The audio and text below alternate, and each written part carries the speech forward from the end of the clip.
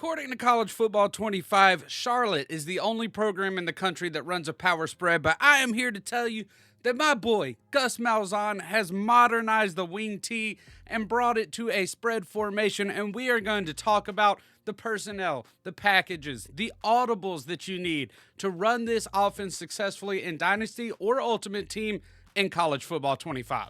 All right, as always, first thing we're going to do is hop in here and talk about the core concepts of the Gus Malzahn offense, lay some foundations. First things first, the formations that he likes to run out of.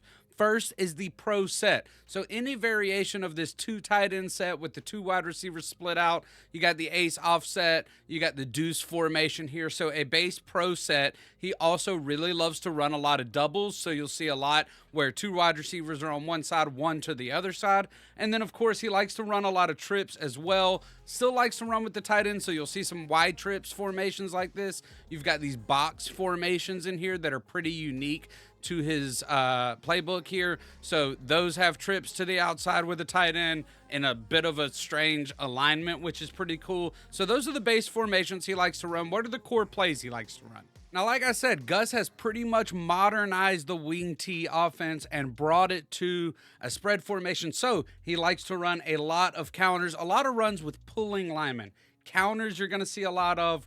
Powers you're going to see a lot of, some sweeps with or without some pulling linemen, and some traps as well. Those are going to be the core running plays that this offense is based around. And then as far as the pass game goes, you're going to see a lot of play action off of inside zones, which are another part of the run game. A lot of play action off of powers, some boots. You're going to see a lot of RPOs and screens mixed in. So you're going to need playmakers at the wide receiver position, some strong running backs. Let's hop into the personnel that you need to run this offense. All right, let's talk about quarterback first. Of course, Gus Malzahn has coached some prolific quarterbacks. Cam Newton, Nick Marshall, what do they have in common? They can run the football. So you're going to want a quarterback with some speed. But in this Gus Malzahn offense, the quarterback reads are everything. When you come to the line, you're making pre-snap reads, and we're going to get into that onto the practice field later. So I don't think it really matters what archetype you're recruiting at quarterback, as long as they've got over 80 speed to make some plays happen with their legs. And the most important thing, find the highest level of field general you can find on quarterbacks that you recruit, preferably platinum. Gold, silver, or even bronze will work, but what this ability does is it allows you to see the coverages and pre-snap blitzers, really helps you make those checks pre-snap that we're going to dive into in a second. Let's take a look at some quarterbacks you might be able to use in Dynasty to run this Gus Malzahn offense, starting off with Caden Salter, the junior star development quarterback at Liberty. He's got that silver field general ability, plus he's got some pretty good speed, 87 speed, 92 acceleration. He's accurate, which is more important than anything. Really a great quarterback to start building an offense around if you're running this offense. Another small school quarterback, although he is a senior, Seth Hennigan at Memphis is a good one. He's got that silver field general ability. Now, the field general ability is pretty rare on the default roster because it's very good. So these are two guys who have the field general ability, and that's great. But somebody who might not have the field general ability who does fit into the offense. And he is also a sophomore, so you can develop him a little bit. How about quarterback Emmett Brown from San Jose State? Only 5'10", 187, a former two-star recruit. But hey, he's got 84 break sack. He's also got that bronze extender ability to help him break sacks. Some pretty good accuracies, pretty good throw on the run. And he's got 86 speed, 91 acceleration. A little bit light on the throw power, but that's okay. As far as Ultimate Team goes, really any of these top-level quarterbacks with some speed will do. I think Jalen Milroe is probably universally considered the best one out right now. So if you've got the coin, maybe go for him. You can throw field general on anybody if you want to. If you don't have very much coin and you're looking for a budget option, you do have Gus's IRL quarterback, KJ Jefferson, here, a 90 overall for the minimum of $50,000. You can get this Tim Tebow from season 1 for pretty cheap if you find him at the right time. But also this Eli Holstein is super cheap, only 23,000 coins. All right, let's start getting into the important stuff, your skill position players. Gus Malzahn has coached many prolific running backs, including my favorite of all time, Trey Mason. Well, maybe not of all time, but man, he was fun to watch. And he's got RJ Harvey at UCF right now. What I am going to recommend is an elusive back, what Madden used to refer to as a one-cut back. Really, you want to be able to hit the hole, cut off of the second level, and take off. So any elusive back, power backs will also do, but also this kind of ties into receiver. I would recommend, if you're struggling to find dynamic playmakers at receiver, try to recruit a receiving back or two and see how they do when you move them to receiver and let them be your playmaker in the slot. But let's stick with our regular running backs here. We want to have some good elusive backs that have good change of direction and ball carrier vision. Let's find them. All right, let's kick it off with 90 overall sophomore running back, Birmingham's native son, Mekhi Hughes out of Tulane.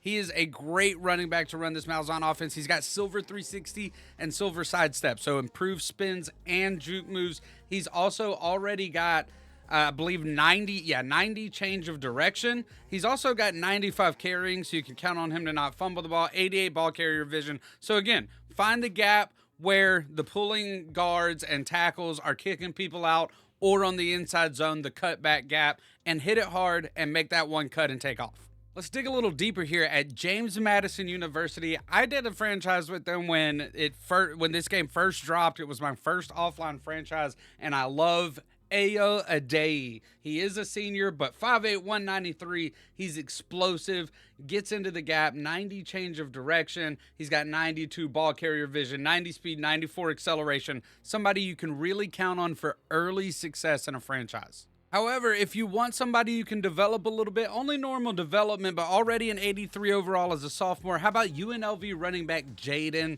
Thomas? 90 change of direction, 92 agility. He's got 85 ball carrier vision, 91 speed, 93 acceleration. He's already got that bronze sidestep and that silver 360 ability. So he can, again, explode through the gap, make a cut, and make big plays. For running backs and Ultimate Team for this Gus Malzahn offense, I would have to recommend Darren McFadden or Ashton Jeanty.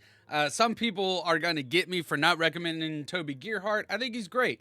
But as far as the prototypes for this offense, Darren McFadden and Ashton Jeanty are the top running backs right now for this Malzahn offense. However, if you're on a bit of a budget, that's okay. This Quinshon Judkins card is really, really good.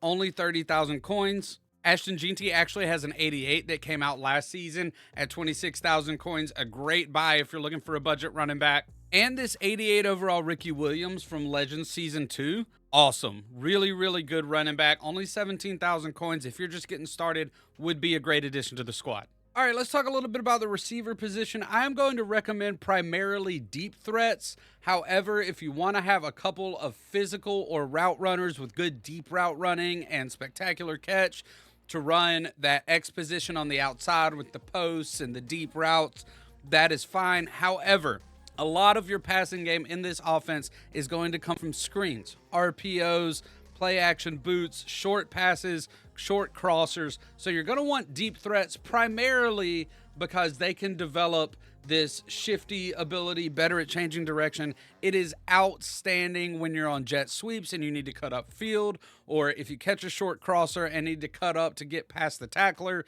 that's in pursuit. So I really recommend having at least one or two star deep threat receivers where you have or can develop this shifty ability. This is where it comes in earlier where I said maybe try to recruit one or two receiving backs. If you convert them to receiver and they become deep threats, they could be really good runners for you in screens and jet sweeps, as well as receivers in the short game. For example, I really love Tulane's Mario Williams, 5'9", 178, a former 4-star receiver. He's got star development. He's a junior, so you only got him for 2 years, but he could really develop into a breakout player, already an 88 overall. He's got great elusiveness, 95 change of direction, 87 juke move, 85 break tackle. He's got 94 speed, 97 acceleration, and like I was talking about, he's already got that silver shifty ability, and he's one change of direction away.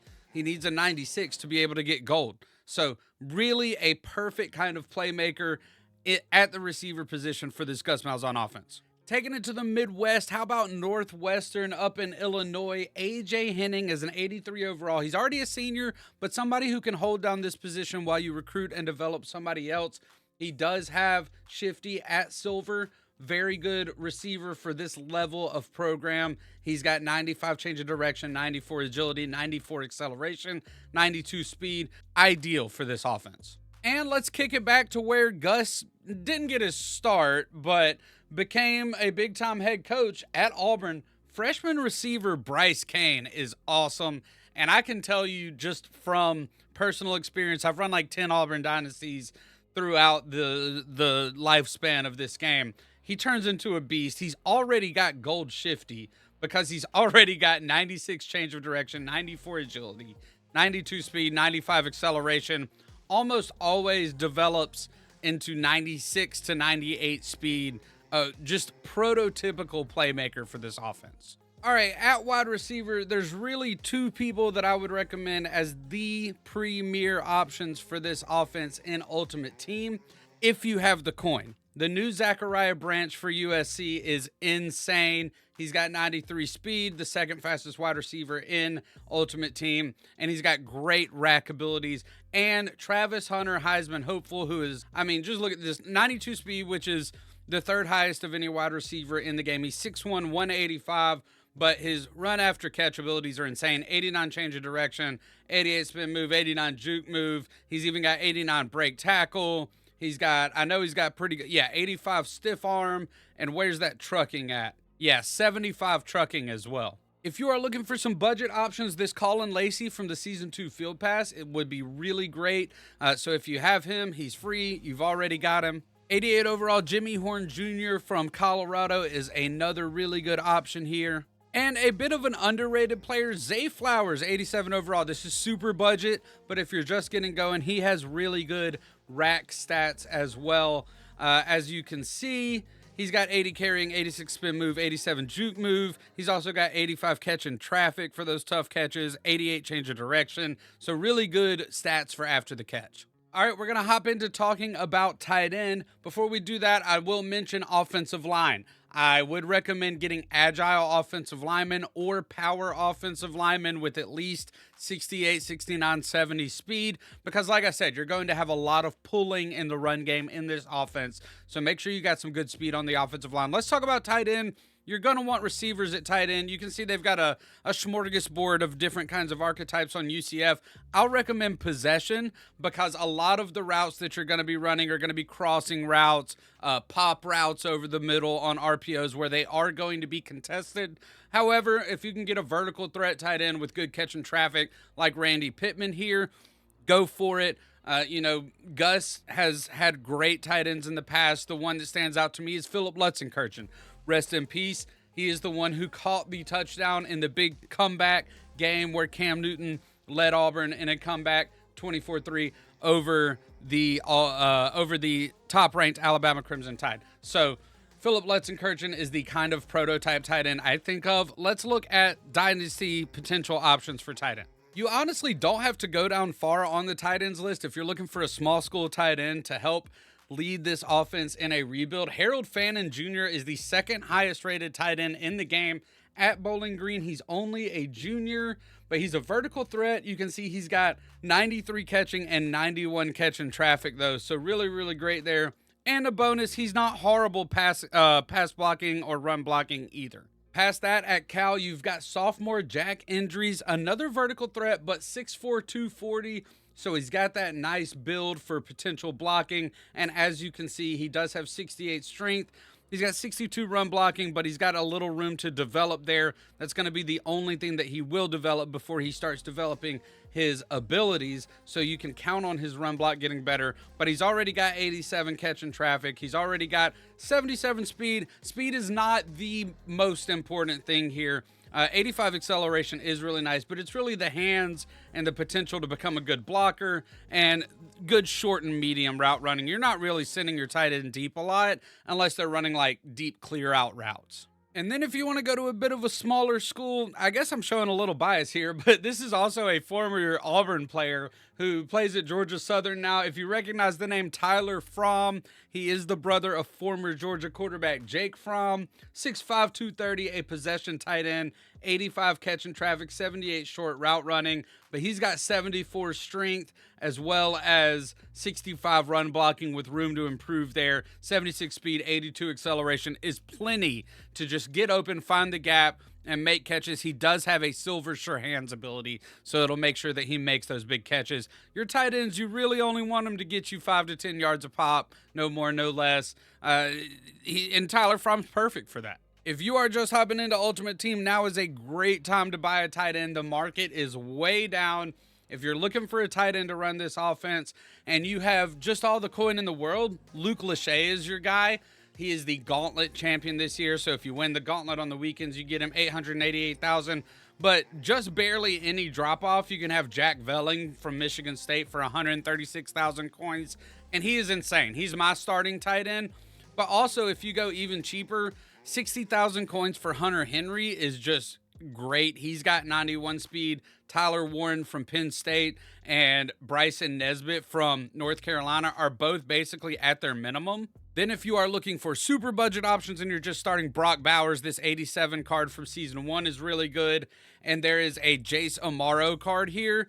Only 6,000 coins if you can find it on the auction house. It's from season 1, but 85 speed is just incredible for an 85 overall. All right, we are getting ready to hop into practice here, but before we do, I just need one simple thing from you. While I throw up some teams on the screen, hey, I'm getting better at my Vanna White stuff. While I throw up some teams on the screen that I think would be really great for starting a dynasty with this offense, what I need from you is to just subscribe to the channel, hit the like button. That's all I need. If you feel like dropping a comment, that would be awesome too. Help other people see this information. If you find it useful, somebody else will too. Let's go to the practice field. All right, here we are on the practice field. I want to try to do something a little bit different this time, which is I'm going to try and show you the audibles that I have set up in some of the more prolific formations in this offense. We're using the Colorado Regs team just because Shadur Sanders has that platinum field general ability and Travis Hunter has platinum shifty as well. Just the ideal kind of fits for this offense. Now, I talked before about how the quarterback plays a huge role in this offense, and here's how I have my audibles set up. In every formation, I try to have one quick developing pass, not necessarily a play action pass. For this formation, I do have play action slide as my quick pass, and then I try to have one run to each side of the defense. Also, I try to have one deeper developing pass if you feel like you're going to have the chance to take a shot. You want to have that opportunity there. So what are the quarterback's responsibilities when you come to the line in this offense? Well, first things first, you want to count the number of players in the box. That's the number of players that are lined up from the outside shoulder of our blockers on the line. So, you know, defensive end number 13 all the way to the defensive end number 11. And then you want to go back about 5 to 8 yards in the offensive from the offensive line.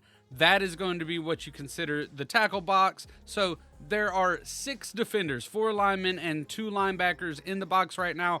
And we've got 7 blockers. So we want to run the football. That's what we know. Now, our second decision is, do we want to run to the left or to the right?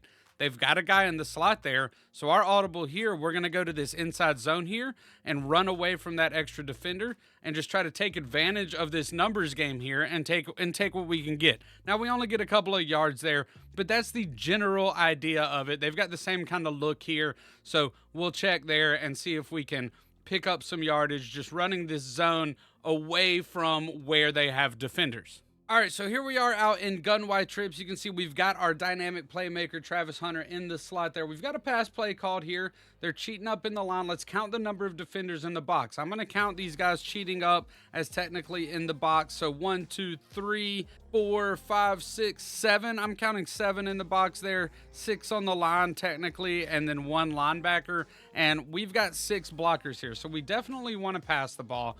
We've got a pass called. It does look like they're bringing some pressure. So maybe we want to go to our quicker developing pass, this slant sail here.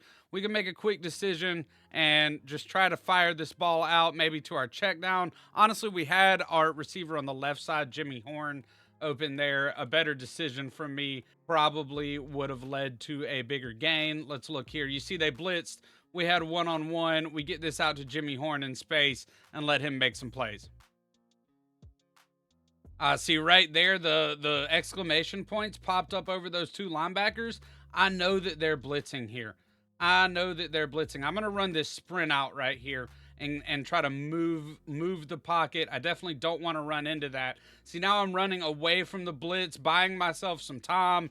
I throw an interception there, but mainly that's just user error and a skill issue. But you can see how those exclamation points popped up over the linebackers, told me they were blitzing, and said, hey, maybe you don't want to run the ball here. Maybe you want to move the pocket, roll out, and pass the ball. All right, here we are in spread Y flex week. So again, we've got Travis Hunter there in the slot, ready to make some plays. They do have 6 players up here on the line and in the box against our 5 blockers. So we definitely don't want to run the ball here. We have a pass play called. In this situation, we're just going to kind of stick with what we've got called and just try to find somebody open real quick and take the yardage. Here, though, same play called, only 5 players in the box. We definitely want to run the ball here, so this is where we just check. We've got our run play here that runs away from the defenders. We're just going to try to run there to that open space. Take what we can get here.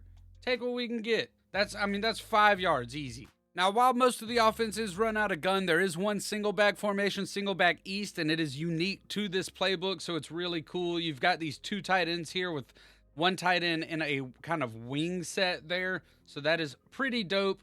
Same concept, though, as far as the audibles. We got a quick pass, we got a run to one side, a run to the other side, and then we got a more deeper developing pass. All right, so here you can see 7 players in the box. We've got 4 on the line, plus it looks like 2 linebackers and a cheated up defensive back.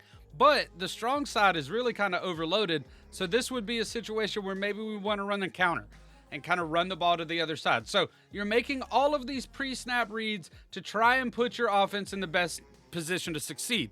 Obviously, my offensive line got blown up there, but I hope you can kind of see the vision. See right here, it's much better to try and run to the right side because it looks like we've got an advantage right there, kind of sealing the edge. So just want to take where you've got a blocker position, you get yourself a few yards there. Here you see everybody's cheating up. We've got those exclamation points over those blitzers. I definitely want to go with a quick hitter pass, see if we can find some people in space. Now, we're going to watch those people blitzing. We know we've got a tight end who's wide open, and he's going to break a tackle. We get us an easy first down. All right, the last thing that I want to mention here is that you've got a couple of unique Wildcat formations in this Gus Malzahn offense. If you hate the Wildcat, kind of like I do, you can blame Gus Malzahn for bringing it to college with Darren McFadden and Peyton Hillis and Felix Jones back in Arkansas. But what I really love about these Wildcat formations, the Jumbo Z Week and the Slot Flex, not only do they have some unique plays in here, but if you've got a nice bruising running quarterback that you like to use, like a Blake Horvath type, you can use your right stick to use packages, put the quarterback in so you've got more of a heavy set formation. Love running this on goal line. So, for example, I can put Shadur Sanders in here and just call, a read option. So it's like just calling a read option, but now I've got more or less like a goal line formation, right?